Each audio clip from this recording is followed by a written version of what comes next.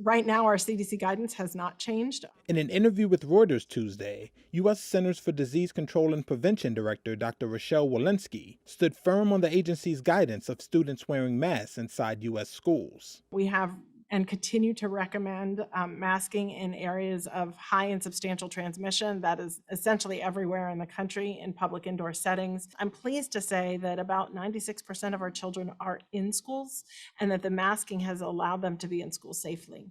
Her comments follow announcements by officials in New Jersey, Connecticut, Delaware, California, and Oregon that they plan to lift indoor mask mandates for K-12 public schools and other indoor spaces in the coming weeks, seeking a return to normalcy as infection spurred by the Omicron variant of the coronavirus subsides.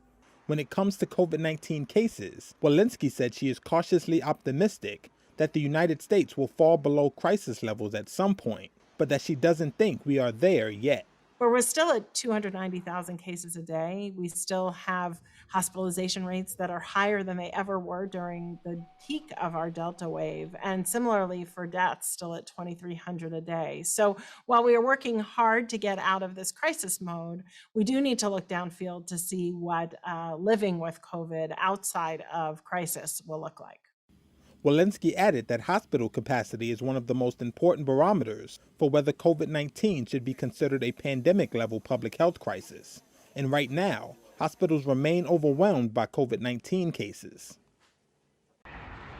The Ambassador Bridge, the busiest land crossing between the United States and Canada, remained partially shut on Tuesday after Canadian truckers blocked lanes the night before to protest their government's public health measures. The traffic chaos comes as protesters demanding an end to federal COVID-19 vaccine mandates for cross-border truckers paralyzed downtown streets of Canada's capital, Ottawa, while upending residents' daily lives with reports of near-incessant honking and harassment. The Right Honourable Prime Minister. Liberal Prime Minister Justin Trudeau, who returned to a heated session of Parliament Tuesday after isolating due to COVID, denounced the demonstrators' tactics. We will continue to be there to support not just the citizens of Ottawa who are impacted by this protest, but also folks across the country, including hardworking truckers stuck at border crossings because of protests that are affecting and impacting and limiting their fellow citizens. So I call upon the Conservative Party to be consistent and in here and out there call to an end of these protests. But interim Conservative leader Candice Bergen pushed the Prime Minister to end not the protest, but the pandemic restrictions. Conservatives believe that living with COVID means opening up and ending the mandates, and I believe there are some Liberals who believe the same thing. So will the Prime Minister follow the science, end the lockdowns, and let Canada once again be the true North, strong and free? The Right Honourable Prime Minister. Mr. Speaker, I'm extremely pleased to hear the Conservatives finally talking about following science. Unfortunately, we see Conservatives continuing to both call an end to the protests from in here and support them out there. They need to be more responsible leaders to get through this and to play less politics. Outside Parliament, protesters occupying the streets are rallying against Trudeau's government. Since Sunday night, police have started slowly taking back control, seizing thousands of liters of fuel and removing a nearby oil tanker truck. Ottawa Deputy Police Chief Steve Bell told reporters on Tuesday that police have immobilized many of the heavy vehicles taking part in the blockade.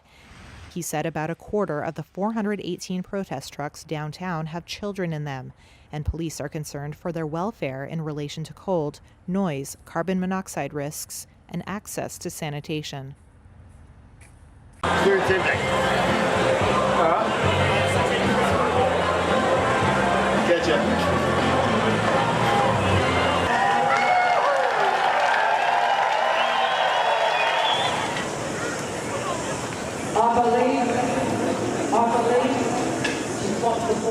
I think it would be wrong to in any way characterise what we've seen outside as a representation of the majority. The majority of New Zealanders have done everything they can to keep one another safe.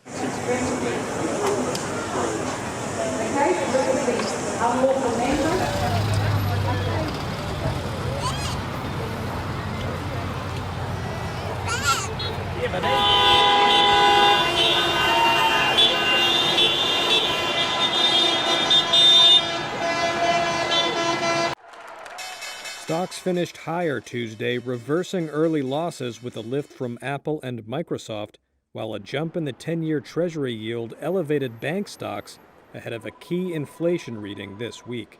The Dow closed up 1% higher, while the S&P broke above the 4,500 level, and the Nasdaq finished more than 1.25% higher. Sam Stovall, chief investment strategist at CFRA Research, said investors are bracing for the latest U.S. consumer prices data set to be released on Thursday, which he expects to come in at 7.3%, what would be a 4-decade high. I think that if the number is not as bad as we think, then I think we do end up with a relief rally. Maybe today's market action is an implication that many people feel that CPI will come in a little bit lighter than currently anticipated. So people are buying in ahead of possibly a better than expected number. Earnings were mixed on Tuesday, with Pfizer falling roughly 3% after forecasting full-year sales for its COVID-19 vaccine and therapeutic pills below analyst estimates. Amgen surged close to 8% after the company announced a buyback of up to $6 billion and forecast earnings would be more than double by the year 2030. The spotlight stayed on Peloton as shares soared again on Tuesday, after the exercise bike maker said it would replace its CEO and cut jobs in a bid to revive sagging sales, on the back of news that Peloton was a possible takeover target, with Amazon, Apple, and Nike reportedly in the hunt.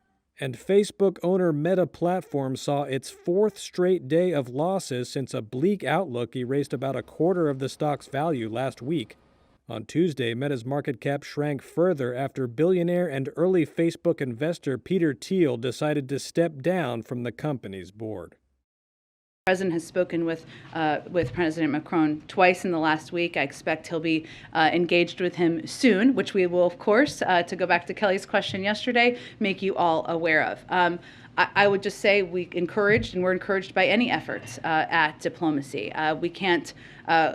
We still don't have any prediction of what President Putin will do. We can't control what Russia will do next. What we can do, and what I think President Macron played a role in doing yesterday, is making clear with our allies and partners that there will be massive consequences should Putin choose to further invade Ukraine. There are important formats, whether it is bilateral leader-to-leader engagement, which President Macron was a part of yesterday, or the Normandy format, which is something we fully support, which is the format that the Minsk agreement would be discussed through, which includes Ukraine, Russia, Georgia, and France. But it's also important to note that there are others. The German Chancellor, who was just here yesterday, is also meeting with President Putin tomorrow. And certainly, if there is diplomatic progress, we would welcome that. But we will believe it when we see it with our own eyes at the border.